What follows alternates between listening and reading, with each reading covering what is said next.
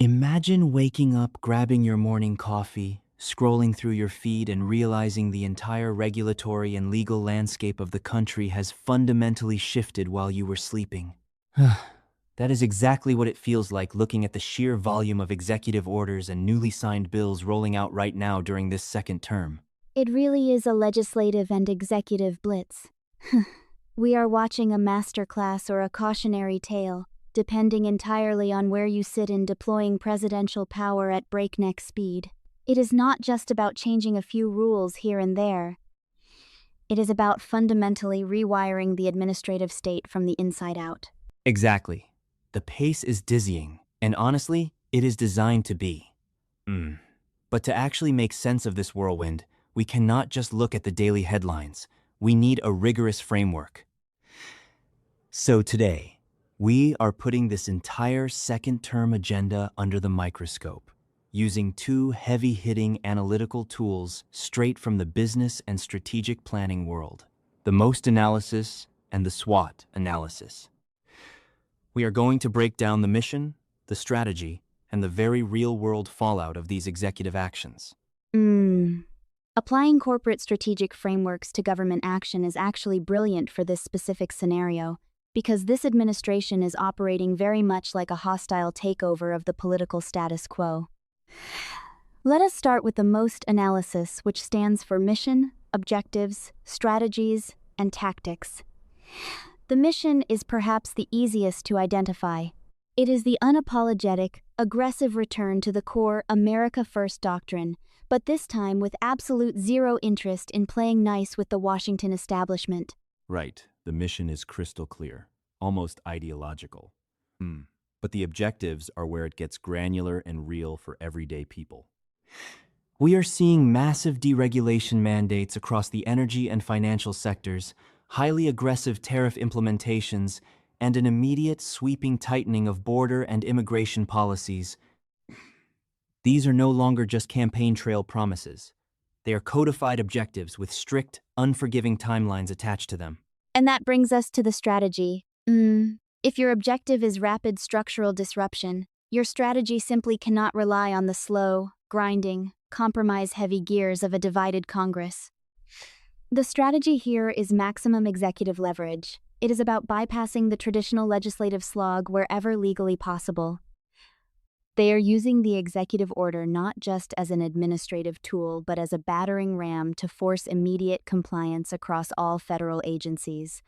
Which perfectly bleeds into the tactics. The tactics are the daily shock and awe drops. Think about it signing 5 sweeping, industry-altering orders on a Friday afternoon.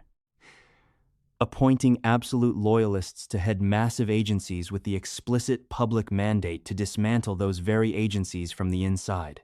It is a tactic of overwhelming the system.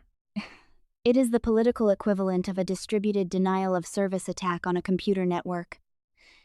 You flood the zone with so much policy change that the traditional checks and balances, the federal courts, the media cycle, the political opposition just cannot process it fast enough. By the time they organize a response to Monday's executive order, it is already Thursday and 3 new directives have been signed. But that kind of unprecedented speed comes with incredible friction. We are going to dive deep into that friction, the undeniable strengths, and the massive vulnerabilities of this approach right after a quick word. If you love deep dives into complex, multifaceted topics just like the one we are unpacking today, you absolutely need to know about The New Sentinel.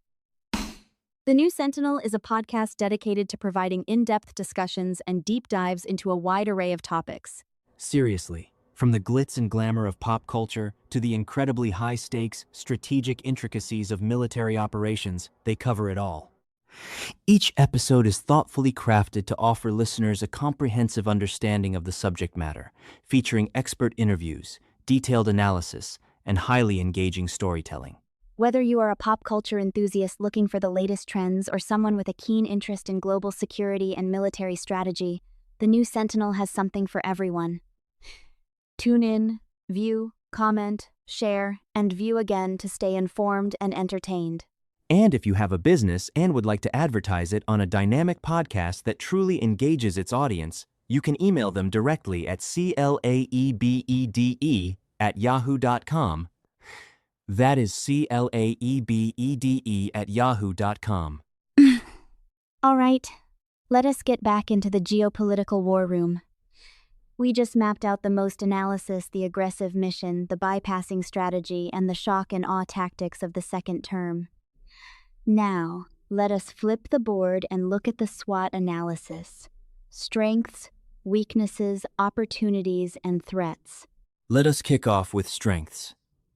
The undeniable strength of this second-term agenda is momentum and base mobilization.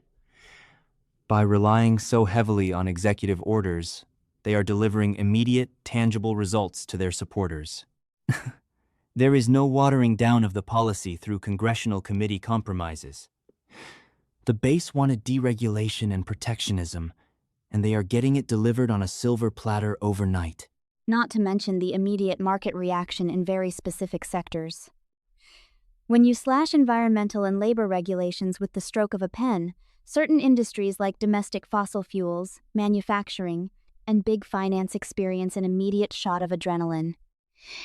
That decisive action projects strength and certainty to investors in those spaces. But, inevitably, that leads us directly into the weaknesses. Right. The biggest, most glaring weakness of governing by executive order is that it is fundamentally fragile. What is created by the pen can be destroyed by the pen. We are looking at massive, economy-altering policies built on shifting sand. Furthermore, because these directives are drafted so quickly to maintain that shock and awe pace, they often lack the meticulous legal scaffolding required to survive federal court challenges. We are already seeing national injunctions popping up, freezing these orders in their tracks. It is exactly like building a 90-story skyscraper without waiting for the concrete foundation to cure. Yes, it goes up incredibly fast, and it looks imposing, but the structural integrity is highly questionable the moment the wind blows. And there is another critical weakness here: bureaucratic resistance. You can order a federal agency to dismantle its own enforcement mechanisms, but the career civil servants inside that agency know exactly how to slow walk a directive until it loses all momentum. The deep state friction, so to speak. But let us pivot to opportunities, because from a strategic standpoint, they are vast. By pushing the absolute boundaries of executive power, this administration is creating a generational opportunity to reshape the judiciary and the civil service. If even a fraction of these newly signed bills and sweeping orders survive the legal gauntlet, they will establish entirely new precedents for presidential authority. They also have a massive opportunity to force a domestic manufacturing renaissance through these aggressive tariff structures. If the gamble pays off, you onshore critical supply chains, you decouple from adversarial nations, and you create a highly self-reliant domestic economy. That is the ultimate high-stakes gamble, isn't it? Because if those tariffs work, you are a visionary.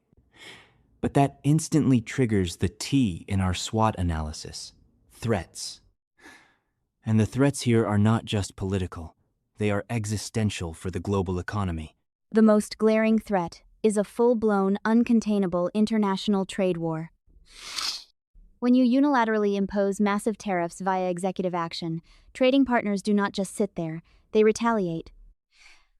Suddenly, the cost of everyday consumer goods skyrockets, supply chains freeze, and that initial adrenaline shot to the economy mutates into crippling runaway inflation.